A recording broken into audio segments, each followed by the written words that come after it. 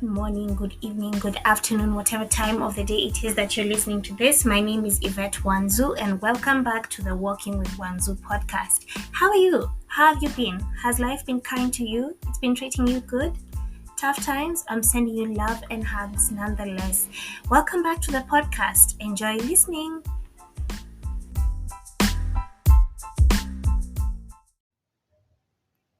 Hi guys, happy new week. How was Easter? Was it good? Did you have a good time? You got some rest?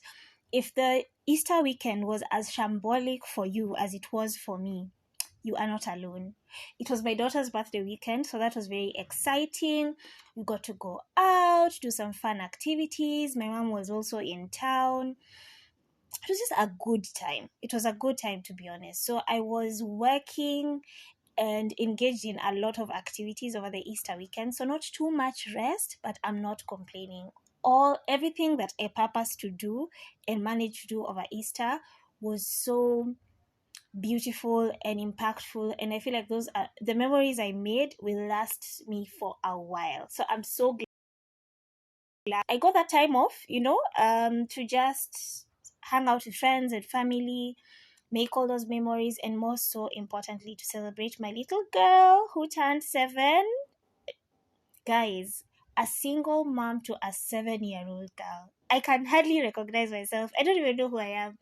When I got my daughter, I was 23, and now I'm 30 and she's 7. And I don't know, like 7 for me, it's like one of those numbers. Some of the things that I've been posting, I know I'm really into angel numbers lately, but I decided to take it upon myself to go and research on the number 7. And the significance of the number 7 in the Bible is that it's a number of completeness. It represents completeness or wholeness, and that is definitely the vibe this year. So I'm just putting it out there into the universe and speaking wholeness and completeness into my daughter's life in everything that she touches, from her schoolwork to her life at home to her spiritual life. I am just speaking so much wholeness and completeness and abundance of everything, of grace, of resources, of knowledge, of wisdom, of beauty. I'm just speaking all those good vibes into her life. Man, I'm so excited. As you can tell, I'm equally overwhelmed with excitement and joy, but I'm really in awe of what God can do. I know I really try to do the best that I can, to be a good mom, to be present, but I just feel like all of that I can't be able to do without God's grace. And so I'm just going to take a moment and just thank God, because where I can't reach, He reaches. The things I don't see that He protects me from and protects me and my baby from are so many. And He's the head of our home. God is the head of my home. He is the daddy that is there. He's our heavenly Father, but He's also just our provider, our protector, and I lean heavily on God's guidance as I raise my baby girl. So yes, April babies in the house. We celebrate you. We see you. We love you. I know I say this a lot, but there's something about April babies. April babies are just, they're special. If you know an April baby, then you know what I'm talking about. There's like I feel like there's like a special, it's like they're so cool, but also there's like a grace that they carry. There's a certain kind of grace that they carry. And I'm just happy to be a mommy to an April baby, and it can only get better. It can only get better. So, owing to the fact that my baby girl just turned a year older this month, I thought what a better time than to discuss some of the lessons that I have gathered as a single mom of one over the years. Now, I know I've literally just touched the tip of the iceberg, and there's so much more in store for me. All good things, I hope, as I pray and just trust that things can only get better and better. And I know life continues to be lifing, but we lean on the joy of the Lord and all that good stuff. And just continue to trust that as we put in the effort and the work with all that I know and the resources that I have at the time, that life will get better and better. So I wanted to share some of the lessons that I have learned as a single mom, I hope this speaks to you. I hope this resonates with you. The reason why I'm really focusing on a single mom is I can only speak from my experience as a woman, and I am a mom, so a single mom. I think some of these things can also be very beneficial to any single parent, really, because I don't want to seem that I'm not aware or ignore the fact that there are also men who've chosen to parent their children single-handedly. And so this episode is for you as well. I'm sure there are a lot of nuggets and things that you can relate to, and sometimes maybe even apply if you hadn't seen certain things from my own perspective. One thing that I want to say before we even begin is people find themselves as single parents owing to different circumstances in life. You can find that you're a single parent because a union didn't work out, right? So you were with someone and you had a partner and you were in a relationship, but it didn't work out and you chose to go your separate ways. So that makes you a single parent. You can be a single parent out of death. You know, maybe you were in a union with someone and you had a child or children, and then one, you know, owing to one reason or the other, they passed on. Your partner passed on, and now you're left to parent the kids on your own. So that could be another cause. A reason for someone to be a single parent. Another thing, which is quite unfortunate, is sometimes victims of sexual abuse end up conceiving in the process. And because of the nature of how the child is conceived and all of that, then they might end up becoming single parents. I also know that in the world right now where we are, of course, we haven't lost sight and touch of the fact that it's most households have the father and the mother present, but single parent households are also, I mean, it's all over the place now. They're quite, it's almost the new norm, right? And there's a lot that comes with single parenting. I personally normally tell my friends that I feel like it's so hard because that's not what God's plan was. I think God's plan is for two people to find each other, flaws and all, and choose to do life together, and then bring children into the picture. And that way, because it's like you have a helper, then it's not as overwhelming. However, life hands us different deals, and the thing is just to take it for what it is, and make the best of what you have. You know, just the best way that you know how and how you can. So let me start with the first point before I continue to ramble on about single parenting. um so the first point is prioritize self-care. As a single mom, it's easy to prioritize your child's needs over your own. However, it's important to take control and take care of yourself physically, emotionally, mentally, so that you can be the best parent that you possibly can be. I think this is a great point to start with. You can't give what you don't have, okay? You're physically you're feeling like you're off, your body's not well, maybe you like there's something that you've been putting off, maybe you get migraines, maybe physically you're just feeling like your body is not bodying the way it needs to. So you need to take care of yourself. Emotionally, what are your emotions looking like? I know because of the weight that you carry as a single parent, most of the times, I know personally that more often than not, I feel overwhelmed, especially when I have certain needs that I need to take care of and the resources are limited. There are times when I am so emotional, I'm so on edge, I'm overwhelmed, I'm nervous, I'm just feeling like, you know, you genuinely feel overwhelmed. So as a single parent, are you taking care of yourself physically, emotionally? What's your mental space looking like?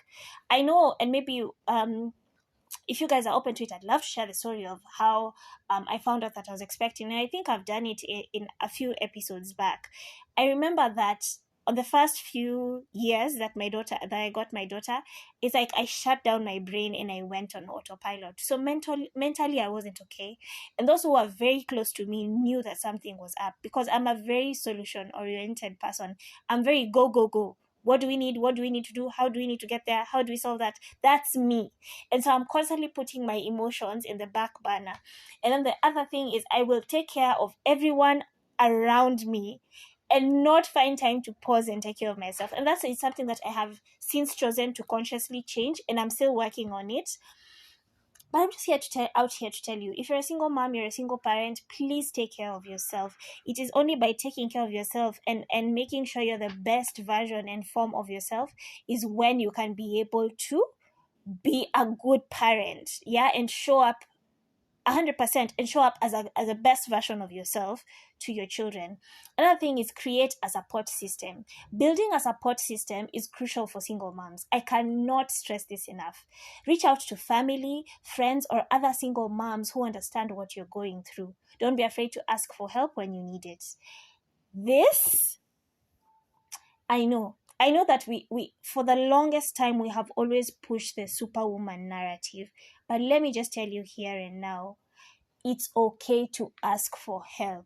Delegate, ask for people. When people when you feel like you need someone to step in and help you, maybe perhaps someone to babysit, perhaps your resources are limited, you need some money, you need something.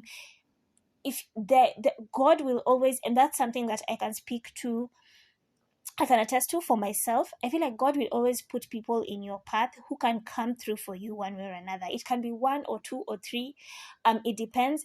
And it depends on the season of life that you're in. It's like different seasons always comes with its fair share of angels. And then there are those angels that you always know all through. And that those people who get you. And they know what your plight is. They know what your situation is. And they empathize and they cheer you on and they vouch for you. So those are the people that you can ask for help. People who have the same kind of values as your own. People who their kids are comfortable with your kids and your kids are comfortable with theirs or in their homes.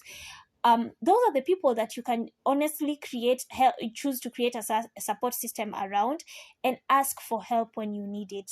There is no glory or trophy for suffering. I'm just going to come out and say it here and now. So if you can ask for help, for instance, I've seen people, single moms, and I also went through that, almost losing your job because now you don't know, maybe perhaps you don't have a nanny, you don't have a solution for childcare, and you really need to go to work, because if you don't work then you don't get paid, and you're feeling very apprehensive about asking for help and asking for someone to help watch your child as you go.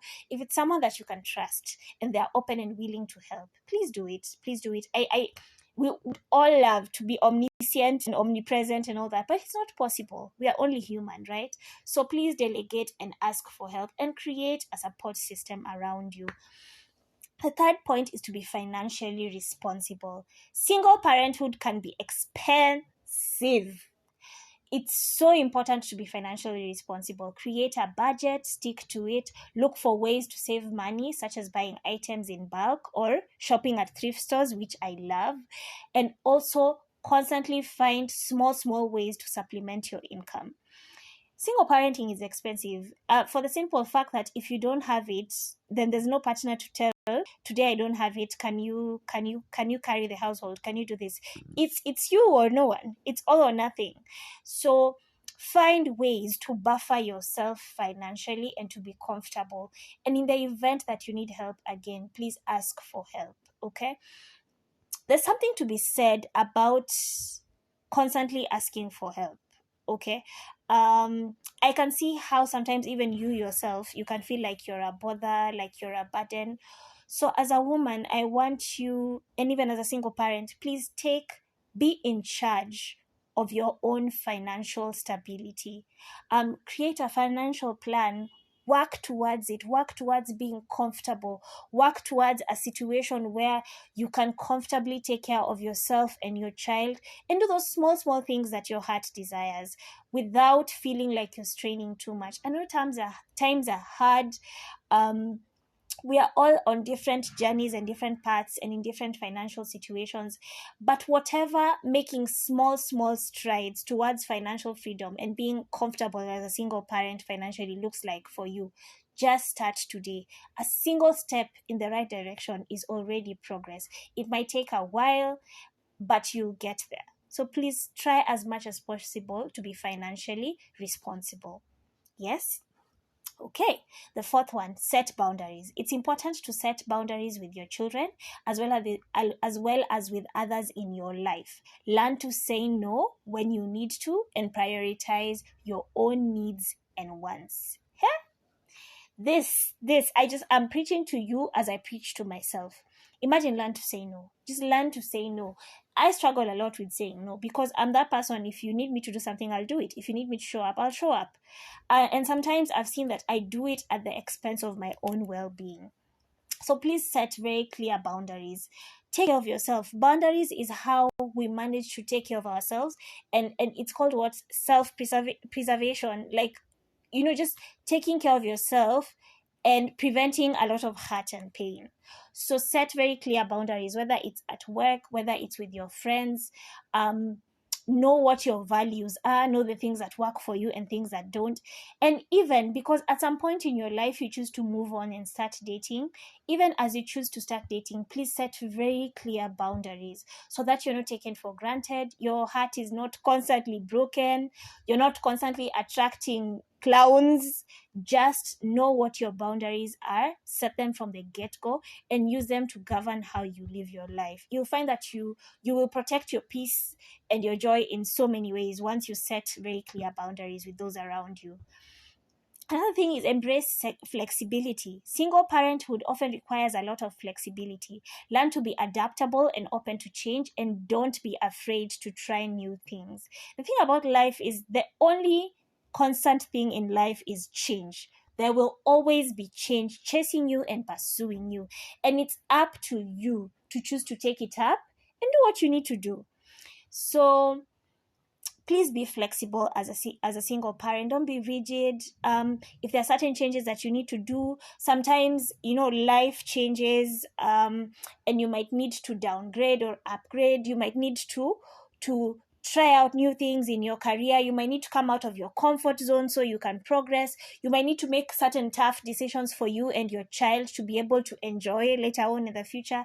Do that if you must, and just realize that it's your own journey, and people's journeys are very different. So please be aware of what your journey is, what your goals, aspirations, and prayers and hopes and dreams are for you and your child, and then go at it with all the, what is it called, like all the gusto and all the energy that you have.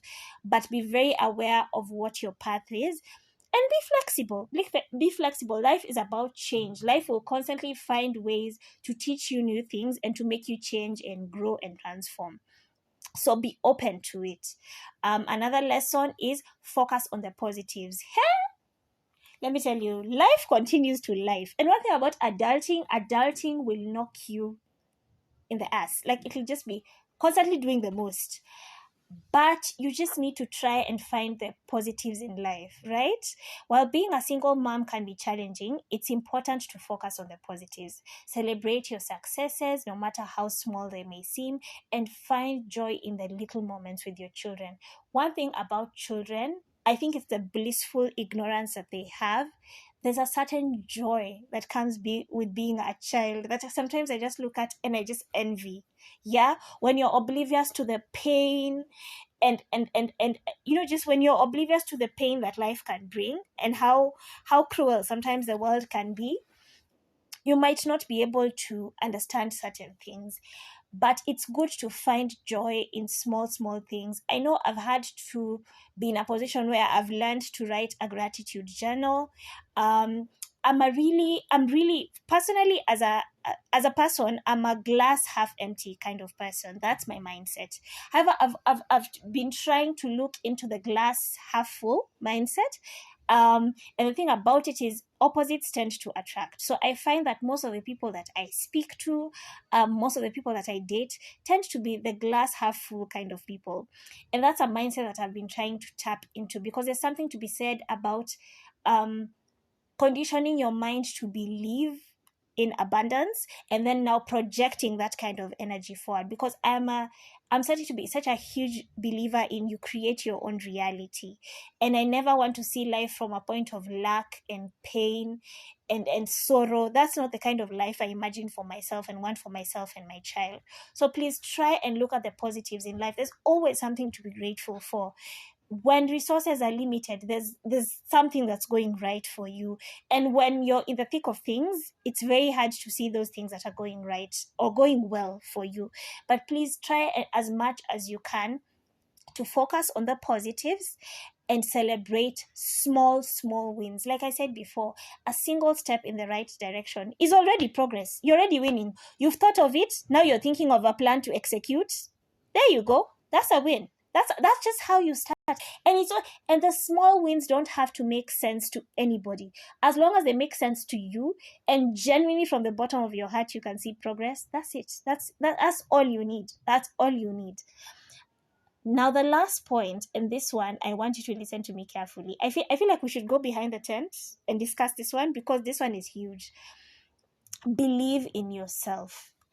Being a single mom can be tough, but it's important to believe in yourself and your abilities as a parent. You are capable of providing a loving and stable home for your children.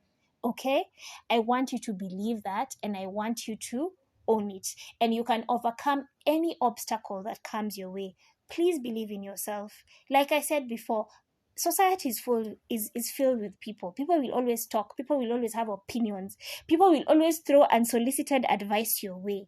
But one thing about you, you need to stand firm in who you are and believe in yourself. God doesn't make mistakes. That's something that I always say. God doesn't make mistakes. And there's a reason. Out of the entire universe, with I don't know how many billion, trillion people, you are chosen to be a parent to this child. It's not a mistake. It's not by chance. You have everything within you. You are more than capable of taking care of this life and nurturing it and doing amazing things while you're at it. So please believe in yourself. If there are dreams that you had and maybe you became a mom at a young age, now is not the time to slack on your dreams. Please go forth, pursue them slowly by slowly. Live your life, enjoy your life.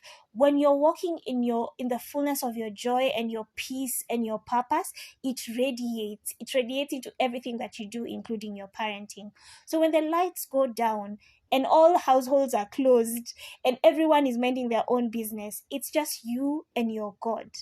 And when it's just you, you better be in your own corner. Please believe in yourself, believe in your dreams, believe in your capabilities and your abilities, believe in your ability to change, to morph, to be the best version of yourself, and then take that and be the best parent that you possibly can. My heart goes out to all the single parents. I don't know when if and when you're listening to this, what situation led you into being a single parent, but I can just tell you that so many people have gone before us. And that's just to show that it can be done. So you're doing an amazing job. If no one has told you today, let me be the first one to tell you, you're doing an amazing job and it can only get better and better. More love to you. If there are any babies who are listening to this and you are born on the 10th of April like my little lady, happy birthday to you. God bless you. Love and light. And I will see you on the next one. Bye-bye.